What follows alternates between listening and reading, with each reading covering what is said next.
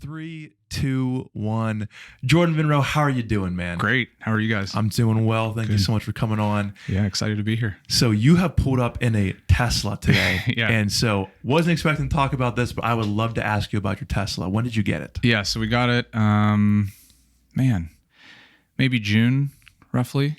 This past June? Yeah, just recently here. All Kinda. right. Yeah. So, Where do you get a Tesla around Butler? well, we bought it from Tesla. So Right. they have a dealership down in Wexford or Warrendale or wherever down that way. It actually came from California. So Okay. it was a kind of like a certified pre-owned, has a warranty and stuff. And with electric, I don't know. I can't fix anything. Sure. You know, so, Just a supercomputer. yeah, right. So we made sure it had warranty and stuff on it. So we got it shipped up here from California. It took forever. It was like 5 weeks. Oh, yeah. From the time I bought an inventoried vehicle till the time I actually picked it up. So but it's tons of fun. You saw it online then and just yeah. kind of saw the specs, did you like see a test drive or I test drove a couple of them. Yeah. They'll let anybody test drive them. So good to know. They let me do it. So yeah. Sweet. Yeah. So we test drove a few of them, and then I just, there's a couple websites that you can track like pricing and features and like kind of narrow it down to what you want. So, we ended up getting basically exactly what I wanted. Price was where it should be, I guess. And yeah, so we bought it. And, What do you think so far? oh, it's amazing. Yeah. Autopilot is like cruise control, but you don't have to steer. Yeah, right. So I drive like 4 minutes literally to work from my house to my warehouse. And I use autopilot 90% of that way, except when I'm turning. You got to turn sometimes. But that's wild. yeah, so I use it. Yeah, I use it the whole way here. Do your kids, so your kids seeing that vehicle being driven, right, and then being in a non-autopilot vehicle, are they just like, hey, Dad, are we safe here? Like, do they ask questions? Do they understand what's going on? Yeah, they like it. Yeah, and it's super fast too, so they love that. Yeah. So by the time they drive, they're gonna have autopilot. Or it's going to be more prevalent than it is now. 100%. Yeah. So it's interesting to see where that technology goes. So What's the feel from the Tesla to just previous vehicles that you've owned? Does it just feel different too? it's like a spaceship. Yeah. Wild. It's just the most advanced thing you can. We can go for a ride later if you want. Listen, I'm glad it's you a lot brought of it fun. Yeah. Actually, I've never driven in one, so that's cool. Oh yeah. Well, you can let it drive you if you want. Oh my goodness! Yeah. Wow, Yeah. I'm so glad you came on today. This is awesome. That's what I do. I spread joy. That's yeah. Well, so speaking of spreading joy, I'd love to get into your JSD Supply business. So this is what's interesting about this. I'm going to learn a lot today from what I believe you're going to be able to say. I just think I'm going to be able to learn a lot. I really know nothing about what you do, the industry, or really using firearms. Nothing against them. My family just never really had them. Yeah. So I've never, again, been engulfed in that industry. So what exactly is JSD Supply? Yeah. So JSD Supply, we sell 80% complete firearms. So that's just kind of an industry term. Basically, it means it's not a firearm. We get as close to that definition as we can. So we send like a receiver. We'll send like for an AR-15, which everybody's kind of familiar with. There's a lower receiver part of it, has the trigger, the buttstock, magazine goes in it, that sort of thing. That piece is what's considered the gun. So that's what's going to have a serial number on it. So when you go to a gun shop or you buy a firearm, you're really transferring and getting a background check done on that receiver. The rest of the stuff matters, but kind of not really. The important part's the serialized part. So there's a definition of a firearm. We make sure that we pull out those specific features to make it not a firearm. So it's kind of this weird in-between phase. It's not nothing, but it's not a firearm. So we get as close as we can. We send a sample to the ATF, and it takes... I've had a submission down there currently for almost 2.5 years for one. Yeah. So years. Years. Yeah. It takes forever to get it done. That's why the industry is kind of in its infancy, at least this niche of it. So we send it down. They do tests on it and see, does it meet this definition first of all? So, can it house a trigger? Can it house the firing mechanism? That sort of thing. So if it cannot, then they see how easy it is to complete. So if it's simply, I don't even know an example. If it, you drill one hole in it well, that's too easy to complete, they say. So there's kind of this other part of it that's just a moving target. You never know what exactly is too easy to complete. So anyway, so we send it down. Usually has to go through a few iterations between what we think is not a firearm and what the federal government deems that day is not a firearm. Sure. So yeah, so it's a lot of back and forth. And so they're testing your product basically. Oh yeah, they test it in every capacity. Yeah. So it used to be you could just send down the receiver and say, this is what I want. This is what we think it is. You give an explanation according to this, and this. We think it's not a firearm. What do you think? And now they're starting to request full parts kits, so triggers and all sorts of other springs and pins and full build kits basically. They've been asking for jigs, so there takes a corresponding part to finish it. Okay. So it's a drilling fixture of sorts or a milling fixture, just different ways to finish out the receiver depending on what it is. So we now have to send down our jigs, but a jig is just a tool. It'd be like sending a screwdriver to them, and they want to see the screwdriver along with the not firearm part. So it's starting to get into like their own opinion of how they should be interpreting the law instead of just enforcing or explaining that law. Is that frustrating? It's very frustrating because a person of average intelligence should be able to read the law and understand that if I don't have these 3 or 4 items, then it's not that thing. Right. Yeah. So, which is crazy because selling 80%, my question was going to be, do you have not less restrictions, but there's certain hoops that I would think you wouldn't have to jump through to be able to be in business still? Because it's not like you're selling the full on 100% firearm. Right. So we don't sell guns. So if you'd meet me in the street and ask me what I did, I would just tell you that I sell firearms because it's easier for me to explain that than if it's a flyby type of comment. But when we get into depth like this, we don't sell firearms. We never have. We're licensed to. We have a federal firearms license and a manufacturing license.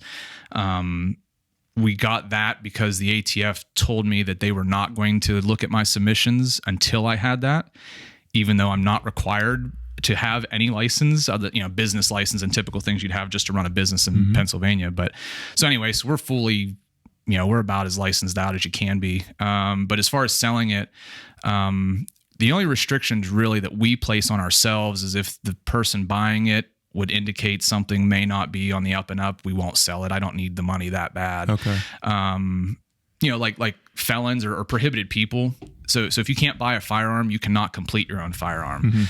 So if we have to explain that to somebody and it still doesn't seem like, oh, that's cool. Yeah, I can own a firearm. Okay, well then here, you can buy this. If they're still kind of dancing around, we won't sell it. I mean, we're for freedom 100% across the board. We think that anybody that should own a firearm or could own a firearm should if they want to. And that's what we provide is the freedom to do that. But we also follow the law, of course, as a good citizen and a human, we want to do the right thing too. So, we don't get a whole lot of that. There's news articles and reports to try to make it sound like that's our market, but it's not. Criminals are super lazy. These things actually take work to do. Right. So they're going to steal a gun. They're not going to stop by or order online with a credit card and have me shipped to their address type of thing. So it's almost non-existent of criminals buying, obtaining, or using our product or any other retailer's product. Are most of your customers in it for self-defense? Yeah, that's the way it is this year. Okay. When we first started in 2013, it was hobbyists mostly. We didn't sell a ton. It's really gotten popular in the last couple of years, but and the industry's changed too. It used to basically just be AR-15s, and they're kind of hard to finish. So the technology has made it a little easier as far as the finishing jigs. So it's opened the customer base quite a bit. So early on it was just AR-15.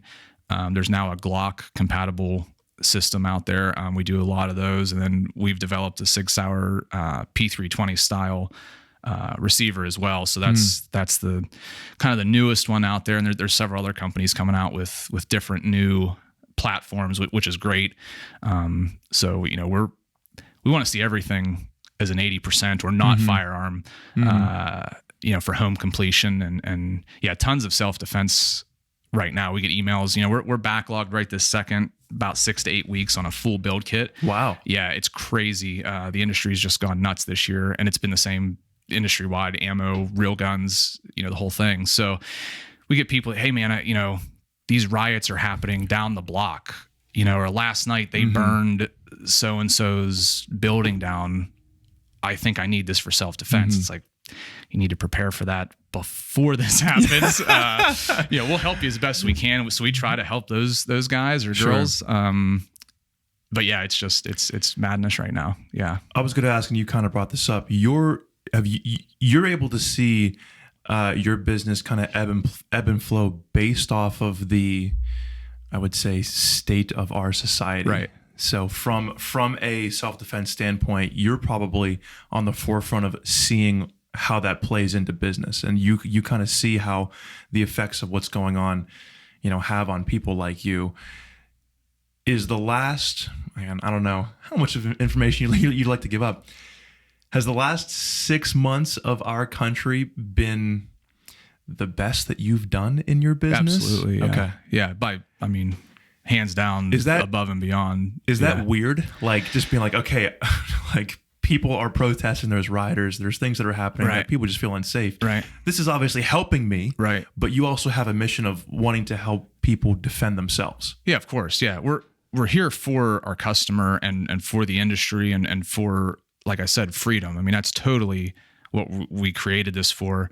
We created it to earn an income, but sure. Beyond that, it's for freedom for Americans. So when things get crazy, the first thing people do is buy firearms defensively, for defensive purposes. So when there's turmoil, the government is not going to protect you.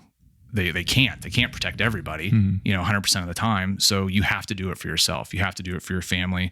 You have to do it for your neighbors. So as weird as it is that people are going through negative things in their lives right now, we're doing the best we've ever done, and the entire industry has. But somebody has to provide the defense if that's what you want as a consumer. So we're providing the same product. It's just more and more, and people are realizing right now this year that the government can shut everything down at the signature, and they need to defend themselves. There's not enough police to go around. There's not enough military to go around, which I don't think we want the military on our streets, sure. But there's just not enough of that. So you have to do it yourself. You have to protect yourself. When people come to purchase from you, do you have these conversations with them?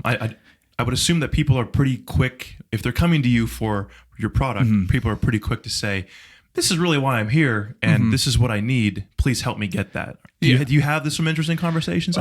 We have some very interesting conversations. Yeah. We can go down all kinds of rabbit holes with that. But so mostly right now our business is online, so we don't really have a whole lot of conversation. Yeah. We started doing gun shows. That's where we live, eat, and breathe retail, face-to-face. Fast action sales. That's what we love. So when we're doing a gun show or something like that, it's interesting. Are you ever surprised? I don't know if you can say this. Does like an 80-year-old woman ever come up to you at a gun show and say, "Hey, honey, I need a firearm"? Yes, we get very few women. It's mostly men. Probably 90-ish% is men. We do have some women. And so there's starting to be more, there's starting to be smaller handguns, which fit a lady's hand better, gotcha. Or, less recoil, easier to control, that sort of thing. So we've been starting to see more and more women come into it. Usually it's, their husband, their brother, somebody else has one and it has shown it to them. They've shot it. I really like that. I want to build one for myself now. So it's, I guess, to sound politically incorrect, it's crafty for women. Sure. It's I like making knitting a sweater, I guess, right. Or painting a picture type of thing. So some women are really into it. They customize them, they paint them or coat them in all kinds of different colors and designs, and they really get into it, some of them. So it's super cool to see if they send me an email later like, hey, this is what I did, check this out, sort of thing. Awesome, so Does being in Western Pennsylvania help what you do? Obviously, this is a very, I would say, pro. I don't know, is pro gun the right term? Sure. Okay, so like pro gun. People love to hunt here, even like that's. I mean, firearms have been from generation to generation. It's like you teach your son or daughter how to use, and then your grandfather taught your dad, type of thing. are you connected with people in this industry around the country, and do you see it different from parts of the country? Is Western Pennsylvania big? Is, I don't know, Idaho small when it comes to what you do? Yeah. So Western Pennsylvania isn't necessarily great for what we do. It's good. What's really good is when you get closer to places that are very restrictive. So a New Jersey, a New York, a California, Washington state, anywhere where their gun laws are very strict is where you see people wanting products the most. Okay. So California, for instance, you can't own certain pistols. You can't buy certain pistols from a store. They have a list essentially of guns they claim are safe enough to buy. And there hasn't been a new one.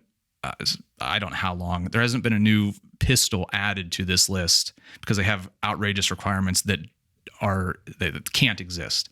Micro stamping, just technology that isn't capable of happening right now. So to get your gun on that list, you have to jump through all these hoops, so it's a de facto ban on firearms. So guys out there or girls out there will buy like a Sig Sauer P320 product. They can't go to the store and buy one. So they can make one, and there are some hoops they have to jump through to do that legally out there and everything. So they can make our product and legally own it, but they can't buy the same thing in a store and go through that process. How does that make sense? It's the government. Okay. None of it makes sense. I understand. Yeah. Have laws tightened up in the past decade, or are they on a loose? On a local level, certain jurisdictions or states or cities, they have tightened up. Okay. Federally, there really hasn't been much, except when Trump banned bump stocks, which I don't know if you're familiar with that at all, but it's an accessory that basically bumps your finger off of the trigger and makes the firearm shoot to its potential capacity, I guess. But it's still semi-automatic. Again, it goes back to definitions of what a machine gun is or is not. It is not a machine gun. It does not create a machine gun. The law is super clear. If you were to read it and then you see how it functions, you as a average human being would no, that doesn't do that. So that goes back to being able to just sign away our rights. And Trump is supposedly a 2A, Second Amendment supporter, and I would say overall he kind of is, but that was kind of a weird one. So federally that happened here recently. But yeah, local things like Pennsylvania just tried earlier this year. They tried to make these 80% firearms require background checks and transfers. So you had to be a federal firearms license holder to be able to sell a not gun. So again, there's federal definitions that say what a firearm is, and our attorney general decided that wasn't good enough. It got overturned here recently, or at the beginning of the year. But so things like that could happen, and until they go through the court process, that's essentially the law. So if I were to go and sell these the way that I think is correct, but I don't follow what the attorney general of Pennsylvania has declared, then I'm in violation. Who knows? I could go to jail, maybe. Get fined heavily, whatever. So you have to be aware of what's going on, and it changes frequently enough. So are there any networks in your business or any voices that kind of stand up for what it is you guys do and push back and say, hold on, this has to be either more streamlined or whatever? Are there voices that kind of support you guys? Yeah. So Firearms Policy Coalition is huge on the legal side of things. They go after stuff that like I've never heard of in like little local parts of different states. Okay. So for having such a large nation that we have, for this group to kind of see all these little laws changing or, ordinances come up, they're out there hitting it everywhere. So they really helped, and they led the fight here in Pennsylvania too, to get, the legal protection that we needed on that ruling, I guess. There's a couple Pennsylvania lawyers that are on that as well, that are associated with them or work for them or work directly with them. So they're huge. We don't talk a lot about what we do for like donations and that sort of thing, but we support them and recommend, our customers to do the same and our industry friends to do the same. And most do. I mean, they're great. They're really out there, fully support the Second Amendment. So in the NRA, they do, they're kind of up in the air right now, but overall they do good gun things. But sure. As far as like my exact, my 80% industry, firearms policy coalition's really the ticket there. That's good. Yeah. Yeah. Have they been around for the entirety of JSD Supply so that you've been able to kind of lean into them or just have them be the voice for a while? Are they newer? So they're newer to me. I don't know how long they've been around, but Gotcha. in the last couple of years, as I grow in the industry and start to meet new people and stuff, when we go to different events or industry events and stuff, we get to kind of see who's who and what's what. And I try to research stuff a lot before I invest any money, whether it's business or a car or donating to a group. I don't want to donate to the wrong group and find out later that they're supporting anti-gun legislation, or whatever. So I, kind of did some homework on them, and they're great. That's cool. Yeah. When did you guys open up? 2013 is officially when we started. Okay. Yeah. And so the JSD is my daughters, Giselle, Sophia, Demi. I was going to ask. Yeah, that's so awesome. people ask that. Yeah. So that's really cool. We talked about having more kids. So I was just going to start another business, I guess, to whatever, for whatever their names are going to be.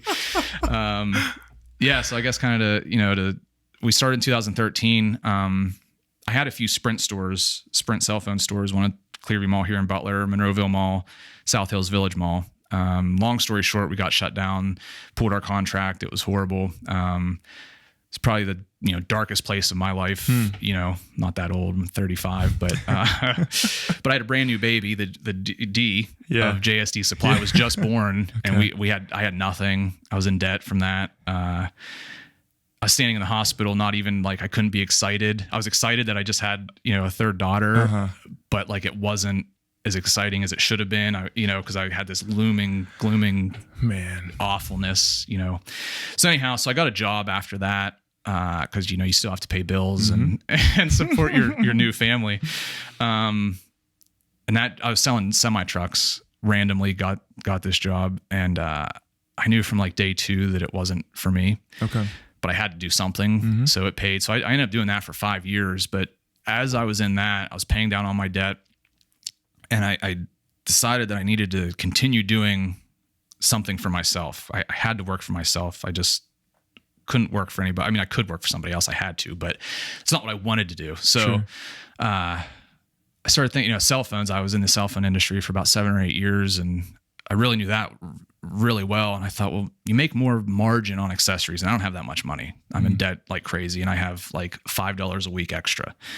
I thought, well, I can get back into accessories, maybe. I don't know. So I started, what do I like? What wouldn't be work for me? I thought, well, I like guns. Let's start looking at guns. So I hate paperwork. So I don't want to be a gun shop because there's tons of paperwork. Sure. Well, accessories have large margins, so let me start with accessories. So I started looking. Any of the name brand stuff you can't really make a ton of money on. And so I stumbled across 80% lower receivers. And so we started looking at that. I ended up selling, I had some old cell phones, sold some of those to get some money, like on Craigslist or whatever, Facebook, and started buying and selling iPads to try to get more money to get my first buy-in for the product. And I ended up meeting a guy that manufactured 80% and finishing jigs and some other things. And so I told him, I said, listen, man, I don't have a lot of money. I need to make an order. I kind of need it to be at the top tier price, but I can't order top tier volume. Can you kind of help me out? So we talked for a while, and he ended up helping me out a lot. I saved up, I don't know, a few $100s here or there. Went to our first gun, sold a few online first, just to try it out, get a little bit more money. Went to my first gun show. And I want to say we sold out of whatever we had. It wasn't a ton, but it was a few $1,000s. Sure. Whoops. Oh, you're fine. So it was probably a few $1,000s, at our first show. And I'm like, this is insane. This is crazy. This is exactly what I want to do. So we just kind of gone from there, piled all the money back into it. I didn't spend a dime. Just kept flipping it back into the business. So I worked selling trucks and doing guns for, I think it was like 4 years. I worked full time as an outside sales rep selling semi trucks to businesses. And then at night I'd come home and do inventory. Right. I'd try to figure out how to do a website, which I didn't know what I was doing at all. While having JSD. Yeah, no, all three of them. While having the other ones. Right. Plus a wife. Yeah, you know? right. Yeah. We don't want to discount that. Yeah, that's right. So it was very hectic for 4 years. Yeah, it just worked. Yeah. If I was awake, I was working. Weekends, we do gun shows. So you leave Friday night to go to a show, stay at a hotel, set up, sell Saturday, Sunday, drive home, get ready for work on Monday. Isn't that almost necessary though for opening your own business or being a self-starter like yourself? Like you have to grind for a while. Absolutely. You just need to. Yeah, and it really doesn't ever end. It just changes. Yeah. So I still work all the time. I just change the hours that I'm working. So if I'm home and the girls have a softball game or cheerleading or something, like that's what I'm doing instead of, I guess, my other job that I would have had. But you have to grind, and you have to do it more than the next guy, and you have to just push through it and keep going because somebody else is doing it. So it better be you. Do you feel like you grew in that period where it was the toughest for you financially, but even trying to figure out your time and having kids and trying to build these businesses? Do you feel like you grew mentally and personally more in that period than other periods in your life? Yeah, absolutely. It's the worst thing. I hope it's the worst thing I'll ever have to go through in my life. Sure. But I grew so much out of it spiritually, financially, relationships. I have a great work ethic, I think, but even more so now, I can focus my time now on what needs to be done and really prioritize stuff because you just didn't have time to do everything. So you have to prioritize what you're doing. So now that I have more time, not enough time ever, but more, I can focus more on what I'm doing and get the most out of what I'm doing. So you learn a ton through your failure. You hear it all the time. I learn way more from failing than I do at succeeding. It's true. And it's terrible. I know. They're the best lessons in the worst way, right? Yeah. It's awful. Yeah. But it was a total reset for me for business. Like I said, we took out a ton of debt for the Sprint stores. And that's just how people do business. You just take out a loan, or you just get a credit card, or you just do this. Well, from that point on, I set out that we're just never going to take out debt.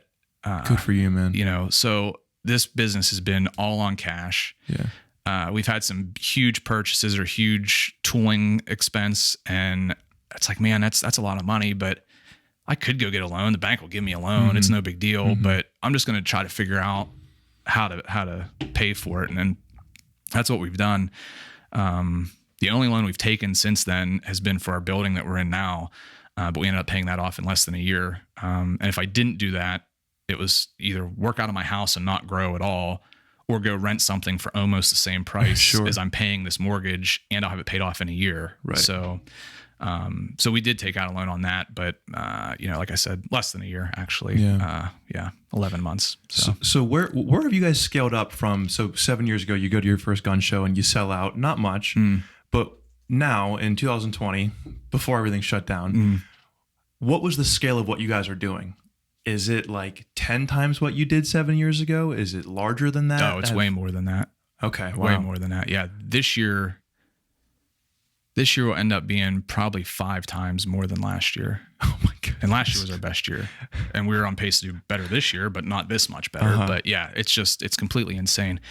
And we have people working for us now too. So doing shipments and stuff, like I could physically only ship so many packages a day. Sure. So we got three folks that work, email, customer service, phone call type of thing, checking addresses and credit cards to make sure everything matches up, sort of stuff. And then shipping too. So, and then we got gun shows. Gun shows have just started kind of picking back up in the last month. Okay. Some smaller ones, but the smaller ones are close enough to where the bigger ones were that everybody that would have gone to the big one is piling into these volunteer fire halls, that are, you can't fit hardly anybody in them, and they're packed to the gills, or they're not packed to the gills because of coronavirus. We're not allowed to be that many people in a hall. So is there gun show season? Is it like, is it fall? Yeah. So fall starts. Okay. Yeah. About October is when it starts to kind of, you feel it starting in October. It doesn't actually pick up till probably November, December, and then it runs hard till April, maybe into May. And summer's slow. So it kind of follows traditional retail. Yeah. Yeah. So it doesn't follow anything to do with hunting. A lot of people ask me that. It doesn't. What we do is not a hunting thing. It's, more recreation, and then people that need something to do. So wintertime, you're cooped up in your house. You can't do anything. let's build a gun. What? Right. Yeah, so that makes sense. Yeah. What you had mentioned shipping out 80%. Mm-hmm. Do you have to follow extra shipping regulations when you do that? Really? No, they're just parts. Okay. Right. So are you just like, you're just like shipping a USPS box? Mm-hmm. Really? Hundreds and hundreds a day. Yeah. That's so wild. Yeah. Our post office loves us because we live in a little town. So I think they've been able to hire a few more people with our volume of shipping. Yeah. Do they? I'm guessing they come to you to pick up. We go there. They really? Can never get. No, we have a couple cargo vans that we use for the gun shows, and we pack them full. Basically every day. So I don't know how they would come and get it because it's like rural carriers. They just have like a pickup truck or a small SUV, so it wouldn't fit. Yeah. So we just take it. It's just easier for us to take it to them. When you go to gun shows, then you're using your vehicles to just bring everything with you. Yeah, we pack the van as full as it can get. Yeah. That's cool. Yeah. Do you? I'm assuming at gun shows you'd have display and then you have your inventory. Is that kind of how that works? Like people come by and do you say something to them? Do they come up to you?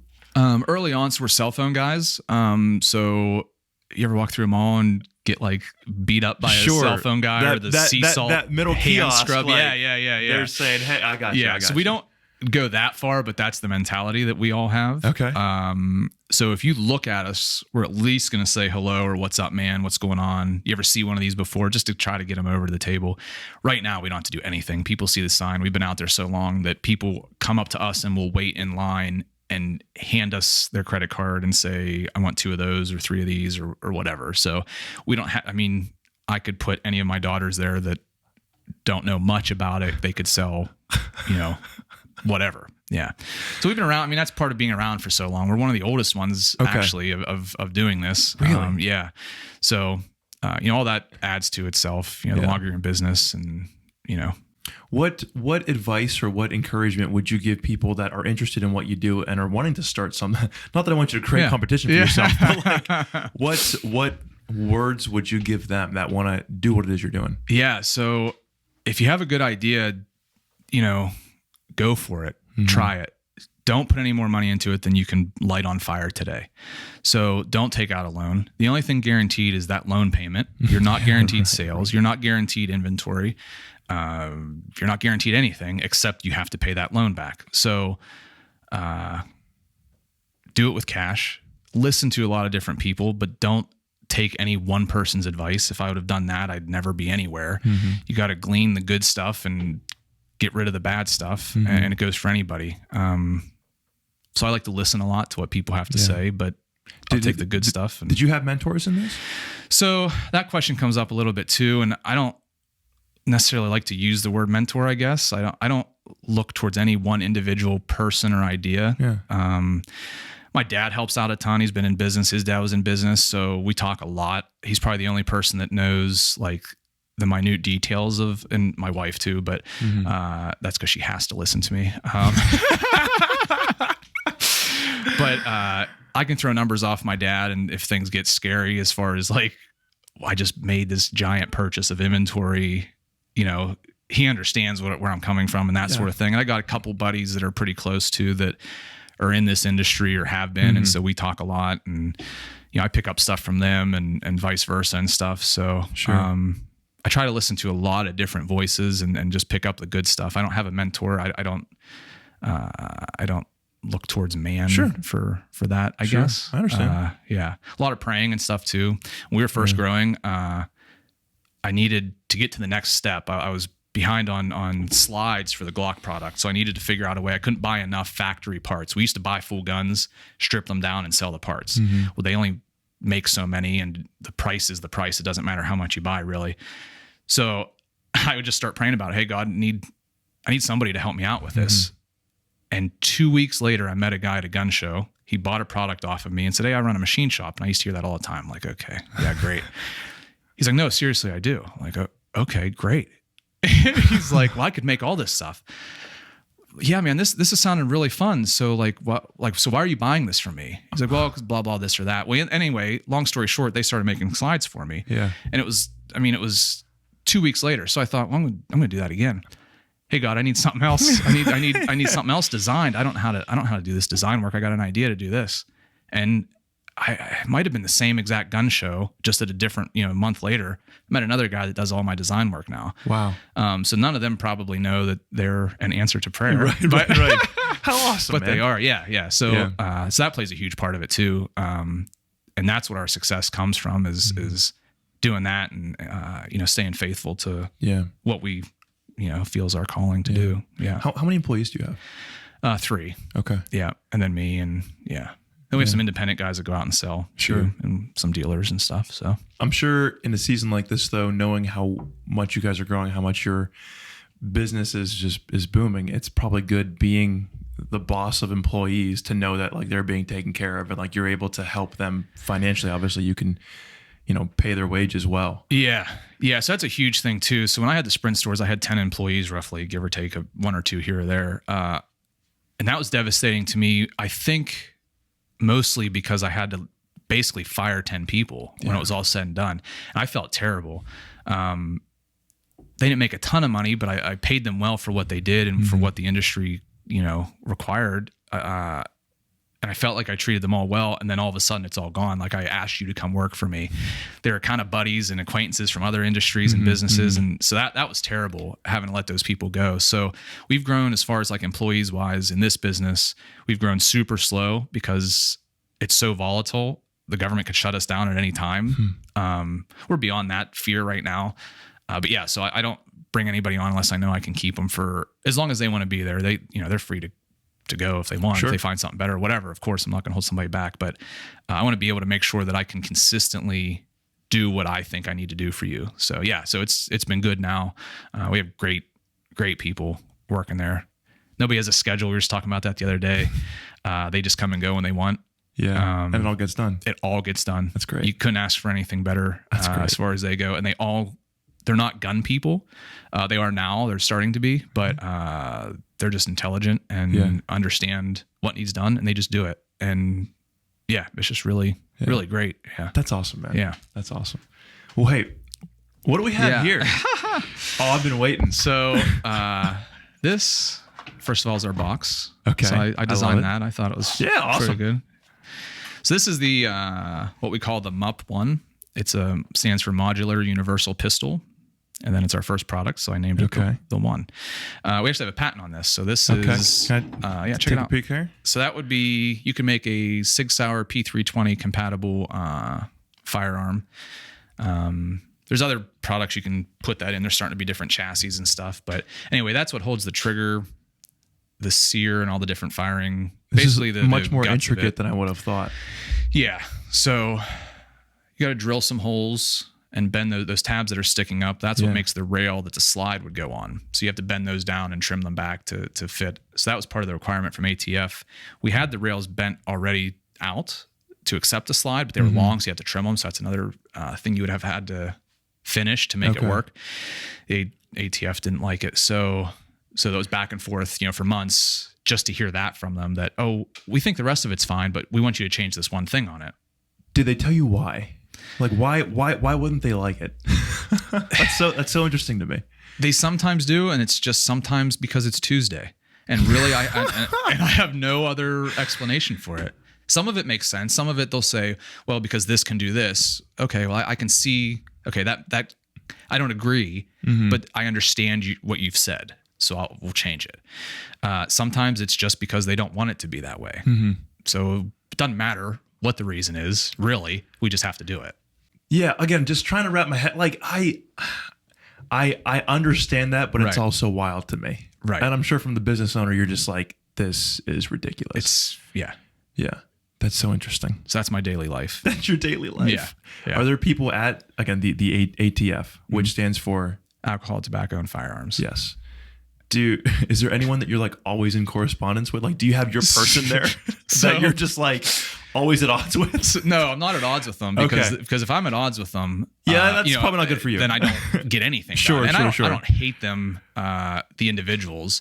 They're also just having to do their job. I understand that. Right, which that's a whole nother discussion. But I had a guy one time on that product there actually sent me an email from his personal ATF email. So it had his name in it. Yeah. So for the past 2 years or 3, he gets my emails directly. It goes to like the standard ATF mailbox, and then they distribute that however they do. They have a couple email boxes for that, so they get hit. And then this individual agent would also get every one of my emails because I'm going to keep going until I get an answer. So eventually, here just recently, he emailed me back. He's like, hey, man, I don't work in that division anymore. Can you please stop sending me all these emails? Like, hey, no big deal. Sorry about that. So I got a new guy now. So nice. Yeah, that's new good. guy's all right. Yeah, we talked a couple times on the phone, which good, is man. Yeah, that's good. awesome. Yeah. So ATF, if you're, don't give out your personal emails. It's it's not good. That's awesome. Yeah. So, man, so that's this that. thing is darn sturdy. And then this is the finishing jig. So kind of look at that thing. Kind of interesting. So you would put this down into there. Okay. It's kind of hard to do this with this microphone. Yeah, right. You're trying to do it like this. It's like you're doing surgery. Yeah. This is why other people do YouTube videos and I pay them to do that. Oh yeah. Wait a minute. Yeah. Do you do YouTube videos of putting together guns? Yes, we have like that's awesome. Animated like step by step. Because like you got to figure like I just fumbled through this. It's super easy to put together, but I looked like a moron. But we have a lady that we take the CAD drawings, so the computer drawings, send them to her, and I do a regular video. I'll video me doing it, send that to her, and tell her which part goes where and what I want it to say on the video. Oh, that's awesome. Yeah. So my fat fingers content. aren't in the way. And you can clearly see everything. She spins it around. I mean, it's amazing. That's awesome content for sure. So anyhow, so this, you screw this, bolt this together. Okay. Pound this down, and that'll bend the rail tabs over halfway, basically. Stick this back in long ways, pound it down the rest of the way until it stops. That bends the rest of the rails down. That's heavy. Yeah. And then you squeeze it tight in a vise. You drill out all your holes. And there's some finishing work. So that's wild. Yeah. So all these markings, you got to drill all those. Okay. Yeah. With the inscriptions next to them? Mm-hmm. Yep. Okay. So that's just corresponds with the drill bits. I got you. Yeah. Man. So again, your business is basically people want this to build a firearm. Right. You provide that. That's what I do. That's cool. Yeah.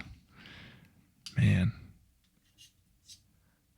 This is so foreign to me. Yeah. Which is cool. Yeah. I love learning about this, man. Yeah. That's awesome. So with I think, dude, building YouTube, using YouTube to help show how to build a firearm, that's such good content. Yeah. What have you added things like that to your business throughout the years to try to just make it more personable or make it more like user friendly like that? So YouTube's a tricky one because you're not allowed to show. They just recently changed, maybe within the last year or so. You're not allowed to show how to actually complete a firearm. Okay. So even though it's 100% legal, constitutionally protected, you're not allowed to show it on YouTube. So that's a whole nother topic of conversation. That's so interesting because even in you can make an age restricted video. Because even if you do that, they don't care. They block people. Yeah, that's interesting. Yeah, it's crazy. So we don't do. I'm not real public in my persona at all. I'm pretty much behind the scenes. Unless you meet me at a gun show or a trade show or something, then I'm there and we'll hang out or talk to you or whatever. But I'm not real into being in front of the camera. I don't want to screw anything up. Sure.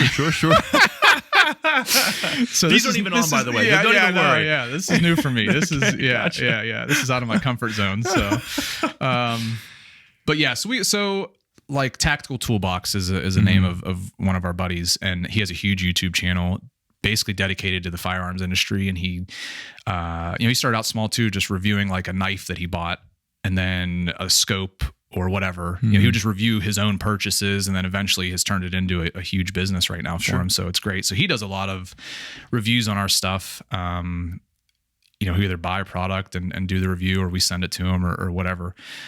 So I let those guys do it. That's another huge thing with being an entrepreneur, is knowing what you're good at and knowing what you're not good at. So, and then hiring the people that are good at the things you're not. That's smart.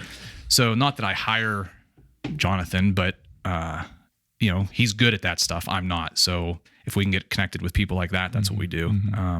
Another guy, Glock Guy 226 is another YouTube buddy of ours.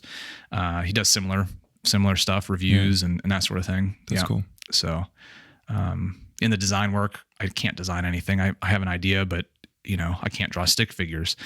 So we have guys do that, Sure. So, yeah. Do you in JSD Supply, but even in the industry, what's kind of your vision for where you want your business to be 5-10 years from now? Are you thinking out that far? Are you just trying to keep up with orders today? Or do you kind of have a goal for what, again, a decade down the road looks like for you? Yeah. So right now it's just keeping up with orders, on a day-to-day, month-to-month, 6-month basis, really. We have huge plans for all kinds of other platforms. We're probably, unless people are just keeping things under wraps, we're probably the most innovative. We just can't show it yet because it's not been approved. Okay. If it didn't take so long, we would have multiple product lines out. Yeah, different platforms and things. So 10 years from now, I'd like to still be doing this and just creating more products that fall under the, not firearm home build space. We've taught, so like I said, we have our manufacturing license. We could make real guns, serialized guns. We've talked about it. We could, we have the ability and resources to do that, but I don't want to right now. We're doing this and this is our focus, and we're 100% dedicated to the home builder and this product, or this product segment. So we could get into full guns later if we have to. It wouldn't take much to change to that. It just doesn't excite me as much as this does. I think this is exciting. Even whenever my competition comes out with a new product, I'm begging them to sell it to me. As a dealer, I love it. So anything new with this is, I'm a fan of it and also in the industry for it. So yeah, I'm a huge advocate for all of that. Yeah. Well, dude, I mean, it's sweet that you, in what it is you do, you've had to jump through a bunch of hoops. You have to consistently jump through hoops, but you're doing what you love.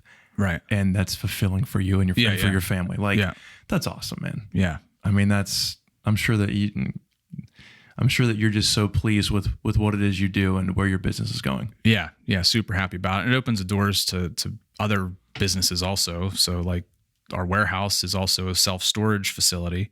Okay. So there's 2 buildings on the property. So we use the warehouse and office for JSD, and then the storage units. I've always kind of wanted to get into that, but it's expensive to start up. Yeah, really, land and building and that makes sense. Yeah, and if somebody has one that's moderately successful, it's expensive to get into. So just so happened to work out that I needed a building and prayed about it and found one, and so we get so I could live off of just the self-storage stuff. I'm not a fancy guy at all. So I'll tell you what, I've been hearing more and more about self-storage. Like, more and more people are needing them nowadays. Is that true? Yeah. And for some places, like, there's waiting lists to get on to actually get in. Yeah, we're basically full. We have some little weird sized units that are open, but yeah, we need to build more buildings, and that was in the works for this year too. But I got, the township, I got to go through that hassle. Oh, government. more hoops. That's what's stopping me from expanding and growing the economy. Yeah, it's the government again. So I got to go through that and get more approvals and change my zoning stuff. Okay, so I kind of have an idea of how self-storage works. There's some sort of monthly fee that you charge for people to just store their stuff on your property, in their locker, room, whatever. Yeah. Why do people get so much darn stuff? And then in order to keep that stuff, it's like, let's just pay to have it stored here. Yeah, just throw it away. Right? I'm not kidding. Yeah, like I make money off of you keeping your junk in my building. Yeah. But you shouldn't have it. You shouldn't have it. Dude, isn't that such the consumer mentality of our country? Yeah. Yeah. Ah, man. You should see this stuff. Like if I go in and I don't help people move in or out, but I'll go show them the unit. They're ready to move in right away. They'll start bringing their stuff in as I'm finishing up, whatever. It's like sweatshirts from 1983. Maybe Lance would want some of that stuff, right? Right? That's his name, Lance? Yeah, that's right. I'll have to talk to Lanny. Yeah, so maybe he could come through before they move in. Right. Yeah. Just on the spot. Yeah. But most of that stuff you shouldn't store. Please don't store it. Yeah, right, man. Yeah, some of it's important, but a lot of it's not. So Do you guys do, I'm sure you could ask this all the time. Do you guys do the like, hey, if they don't pay for whatever the contract is, a couple months or whatever, do you auction we haven't yet. We've owned it for like 2 years now. We haven't auctioned anything off. We have people that owe quite a bit, and they'll end up paying it. They'll start paying big chunks at it. Right. We're way too lax on that side of things, but I don't want to take your stuff though either. Like, it's your stuff. Yeah, like, I feel bad. You're a good dude. Yeah, I don't want to take your stuff, and it's trash anyway. Just gonna go in the dumpster, and I'm never gonna get my money. Right. So I'm sure, like, mixing, I would say, your hospitality and just your personality and being a nice person with the fact that it's not your main source of income too. So you're just like, man, that's so interesting though. Yeah. I'm sure you see, it's interesting in what you do. You see people who are ready to defend their stuff, but then you also see the people that are like, I love my stuff so much and I want to pay to store it with you. Store it with you. Yeah. Do you have any crossover business with people? Like people that store also purchase from you? I don't think so. Sometimes they'll be real into it. I don't think we've sold to any of our storage customers the gun stuff yet. Yeah. Some of them are into it. I mean, so it's Western PA, like you said, so people are not opposed to it usually. They maybe don't know what it is, but they're pretty into it. Do you think storage units will be a part of you as long as you really want to? I think so. Like I said, it's expensive, but once you get it, so real estate is a good wealth building tool and secure your wealth that way, I guess. So I don't want to have to deal with a leaking roof at 2:00 in the morning on Christmas Day, or a furnace or a hot water tank. So I'm not really into that side of real estate, houses and apartments and whatever. So storage is like the easiest for somebody like me that doesn't want to talk to anybody or doesn't want to deal with like your issues. And at worst, if you trash my concrete floor, steel walled room, it's a 10 by 10. Like, how bad can it possibly be? You used a Sharpie on the wall. Okay, great. But if you trash my house, it's a $60,000, $80,000, $100,000 house or more, and now I got to go renovate it for a few thousand, 10 grand, whatever the number is. So for a guy like me that doesn't really, it's not my main focus. That's where it's at for me. Storage is super simple. That's cool. We do have heat and AC because it's climate controlled, but you don't have to, and most people don't. But I think that's what sets us apart, is that we have climate control. So whether you need it or not, people think they need it, and that's okay with me. So that's awesome, man. They come and rent, and that's it. Yeah. I feel like I could talk to you, excuse me, I could talk to you for, again, it's so interesting to learn new things. So I could talk to you about this forever. But like you said earlier, there's a Tesla in the driveway. Yeah. Let's go. And I would love to take a little spin in that. Before we do, where can people find you? Yeah. Where can they follow you? How can they learn more about what it is you do? Yeah. So JSDSupply.com. It's our retail website. Instagram, JSD Supply. We're on there a lot. And then Facebook also. If you send me a personal friend request, and I don't really know you, I've kind of been not accepting them just because it gets so cluttered with customers, which I love interacting with you. But, on the personal page, I kind of try to keep that personal or whatever. So anyway, JSDSupply.com, YouTube, you can check out our videos. Awesome. JSD Supply. Yeah. Dude, thanks so much for coming on. Yeah. Thanks, man. Really appreciate it.